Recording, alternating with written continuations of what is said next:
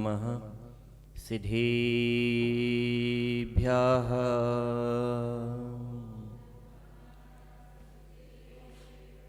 ॐ नमः सिद्धिभ्यः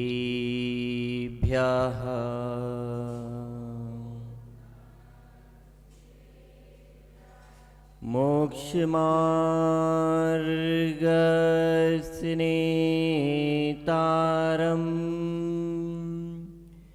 वेत्तारं कर्मव्रतां ज्ञातारं विश्वतत्त्वानां वन्दे तद्गुणलब्धये तुभ्यं नमोऽस्तु भवसागरे तारिणाय तुभ्यं नमोऽस्तु भवदुःखनिवारणाय अध्यात्ममूर्ति गुरुदेव नमोऽस्तु तुभ्यम् आचार्यवर्य सुविशुद्ध नमोऽस्तु तुभ्यं नमो अरहन्ताणं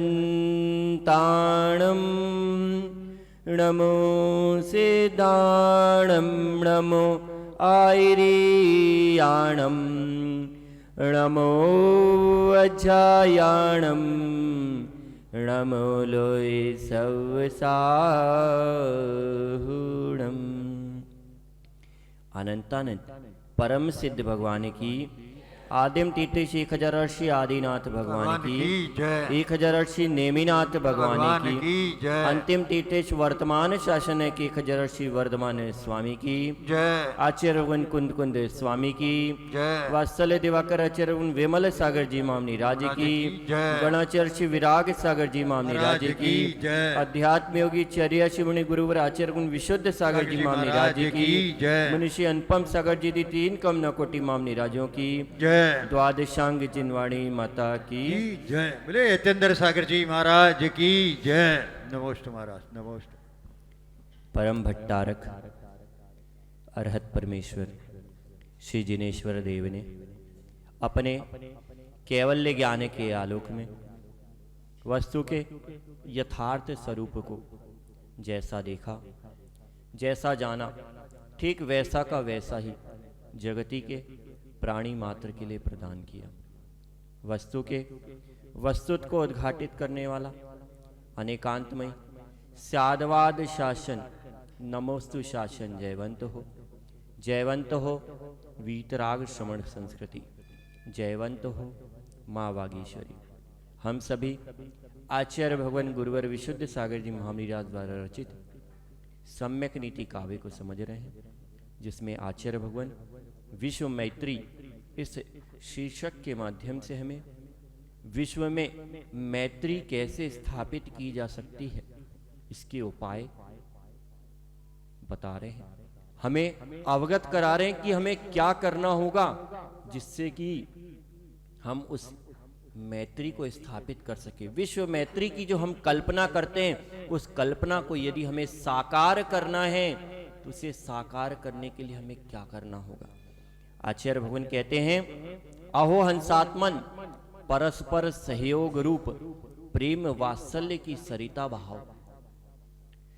रागद्वेष भेदभाव जाति पंथ को गौण कर मानव को मानव समझो। स्वग्रह से विश्व मैत्री का सूत्रपात करो। घर घर में मधुर व्यवहार मधुर व्यवहार समर्पण विश्वास की लहर जगाओ। घर घर में मधुर व्यवहार समर्पण विश्वास की लहर जगाओ। विश्व एकता का निज घर को केंद्र बनाओ। विश्व एकता का निज घर को केंद्र बनाओ। तो यहां आचार्य भगवान क्या समझाना चाह रहे हैं?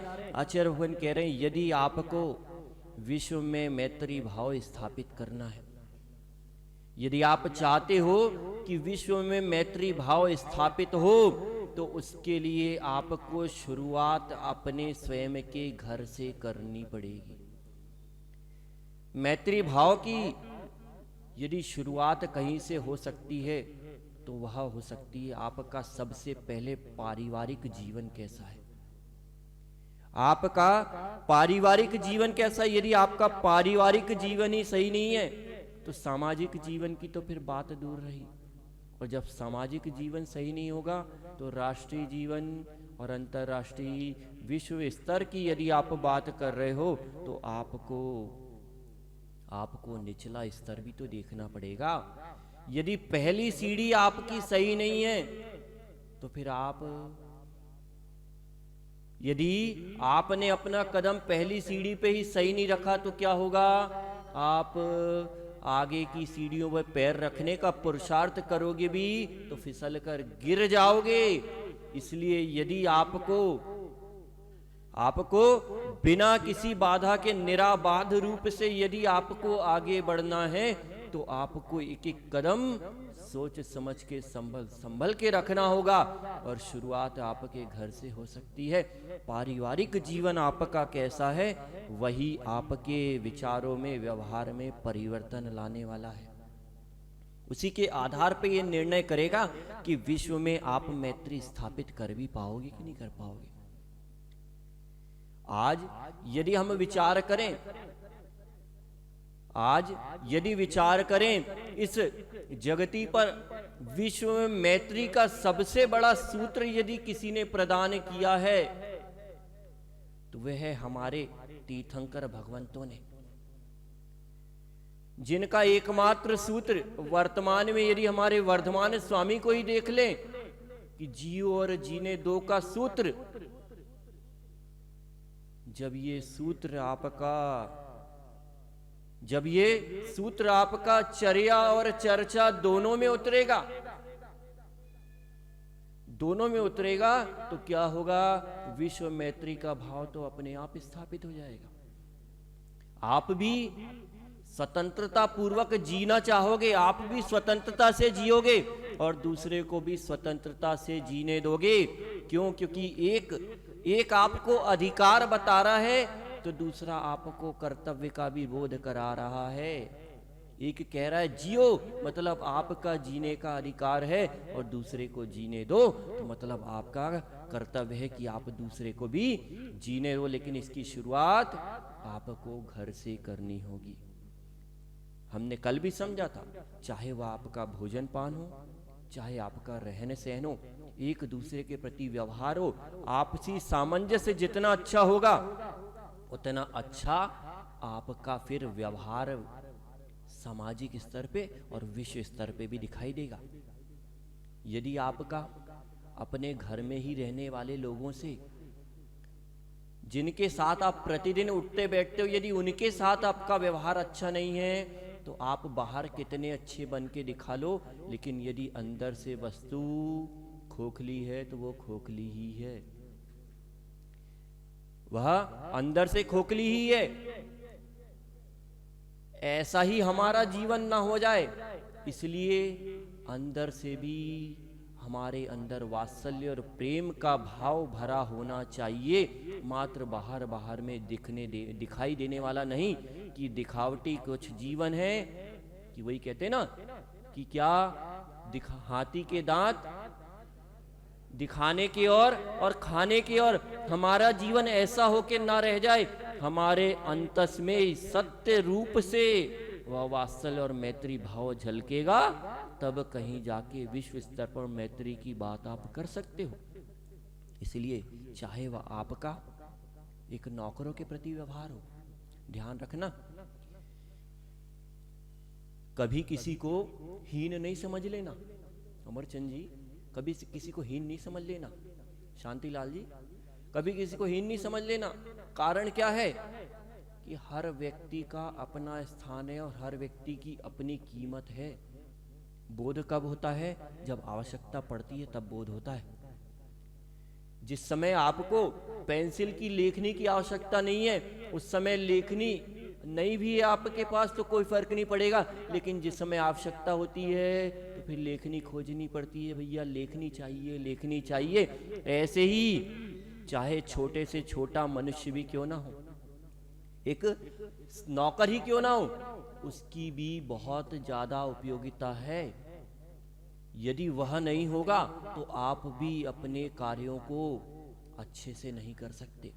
और इसे बहुत गहराई से समझना आवश्यक है। कारण क्या है कि हमारे देश में ऐसे ऐसे विचारक भी हुए जिन्होंने कहा अपना काम आप स्वयं करना चाहिए, कि आपको अपने सारे काम स्वयं करने चाहिए। तो क्या किया, स्वयं फसल उगाने लगे, सब काम अपने आप करने लगे। लेकिन एक बात बताओ, यदि ये सारे काम आप करने लगोगे तो आपके पास धर्म कार्य करने के लिए समय कहाँ बचेगा। यदि हमारे शांतिलाल जी घर की नाली स्वयं साफ करें, पड़ोस की नाली स्वयं साफ करने लगे, तो फिर क्या होगा। आप में और उनमें अंतर क्या रह जाएगा, आप में और उनमें अंतर क्या रह जाएगा। इसलिए जो नाली साफ करने वाला जमादार है उसका भी अपना महत्व है, वह भी अपने आप में किसी से कम नहीं है। यदि 4 दिन शांतिलाल जी आपके घर के बाहर नाली का कचरा इकट्ठा हुआ रखा हो और जमादार उठाने ना आए तो क्या होगा, क्या होगा माताओं। दुर्गंध के मारे हमारा जीना दूभर हो जाता है। तब हमें समझ में आता है कि भैया जमादार भी कितना हमारे जीवन का महत्वपूर्ण हिस्सा है। यदि वो साफ करने नहीं आए तो फिर हमें कितने कष्ट भोगने पड़ते हैं। सब पे प्रभाव पड़ता है, चाहे हमारा भोजन हो चाहे रहन सहन हो। जब वो दुर्गंध हमारे भोजन में पहुंचती है तो उससे हमारा स्वास्थ्य खराब होता है, और जब हम उसे सूंघते हैं तब भी हमारा स्वास्थ्य खराब होता है। तो सारी दृष्टि से तो यही समझना है, छोटे से छोटा व्यक्ति भी है, यदि समाज का वो छोटा सा एक बालक भी बैठा है ना शिवम के बाजू में, यदि वो छोटा बालक भी बैठा है, उस छोटे बालक की भी माँ कीमत समझना, बच्चा समझ के दुत्कार नहीं देना। क्यों, क्योंकि जो आज आपको बच्चा दिखाई दे रहा है, यहां तक कि जो आज जन्म लेने वाला शिशु है, वही शिशु कल का भविष्य है। लेकिन यदि आपने उसकी कीमत नहीं समझी तो आप फिर भविष्य में इस समाज को फलता फूलता नहीं देख पाओगे। और इतना ही नहीं, मात्र इसकी कीमत नहीं है, जो संतान अभी जन्म नहीं ली, आपके गर्भ में आई है, उसकी भी कीमत है, उसकी भी कीमत है। और इसे भी समझना आवश्यक है। क्यों, क्योंकि कारण ये है कि अब हमने क्या कर दिया है, हमने गंभीरता से विचार नहीं किया है। हमने अपने जीवन में परिवार नियोजन के सूत्रों को लागू कर दिया है कि हम दो और हमारे दो, तीसरा मत आने दो। तो क्या कर रहे, हमने क्या किया, हमने बुद्धिपूर्वक तीसरी संतान को आने से रोक दिया। और ना केवल तीसरी बल्कि और कितनी पता नहीं क्या किया हमने उन जीवों को जन्म लेने का भी अवसर प्रदान नहीं किया। तो क्या हम मैत्री भाव की कल्पना कर सकते हैं क्या कि हमारे अंदर वात्सल्य भाव, मैत्री भाव पनप रहा है। क्योंकि शुरुआत कहां से, घर से होगी ना, आपके घर से होगी। आचार्य भवन कह रहे ना कि विश्व एकता का यदि केंद्र बनाना है तो इन्हें घर को बनाना पड़ेगा। जब तक आप स्वयं अपने आप में करुणा भाव से युक्त नहीं होगे, आपके अंदर वात्सल्य भाव नहीं होगा, तब तक आप विश्व मैत्री की बात कैसे कर सकते हो। इसलिए चाहे आपका नौकरों के प्रति व्यवहार हो, कोई भी व्यक्ति हो, उनकी कीमत समझिए, उनका भी स्थान है। आज जो देश भर में स्थिति बन रही है, अनाथालयों की, वृद्धाश्रमों की, इनकी संख्या बढ़ती क्यों जा रही है, क्योंकि संबंधों में कहीं ना कहीं मधुरता समाप्त हो रही है। हमने एक दूसरे की कीमत समझनी बंद कर दी है, हमने बंद कर दिया है। आज मनुष्य मात्र धन को देख रहा है, धन के अलावा और कुछ नहीं देख रहा है, या फिर निज स्वार्थ की पूर्ति। जब तक स्वार्थ की पूर्ति हो रही है तब तक तुम मेरे हो, और स्वार्थ की पूर्ति नहीं हो रही तो तुम कौन। फिर कोई अपना नहीं। जब तक स्वार्थ सद रहा है तब तक सब अपने दिखाई देते हैं, लेकिन जब स्वार्थ सदना बंद हो जाता है तो फिर कोई अपना नहीं दिखाई देता। बस यही समझना आचार्य भगवान कह रहे कि अनाथालय वृद्धाश्रमों की संख्या यदि बढ़ रही है तो इसका मतलब यही है कि कहीं ना कहीं भारत में जो कभी सोने की चिड़िया हुआ करता था, जिसके संस्कारों की सूक्तियां विश्व भर में लोग गाया करते थे, आज उस देश की स्थिति खराब हो रही है। और कहीं ना कहीं इसका कारण हम लोगों का स्वयं का व्यवहार है, और कहीं ना कहीं मूल कारण इसका जो हमारी शिक्षा पद्धति है वह भी बन रही है। क्योंकि जो हमारी शिक्षा पद्धति हुआ करती थी वह पहले लोग शिक्षा प्राप्त करते थे तो अपने जीवन में नैतिकता का पाठ सीखने के लिए शिक्षा प्राप्त करते थे, लेकिन आज शिक्षा व्यवसायीकरण हो चुका है। शिक्षा का उद्देश्य मात्र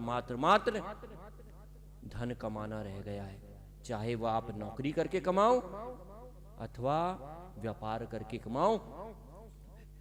पहले एडमिशन लेने के पहले पूछते हैं कि भैया इसके बाद क्या होगा, सीए बन रहे तो क्यों बन रहे, मालूम है? बोले सीए बनने के बाद क्या होगा, अच्छी कमाई होगी।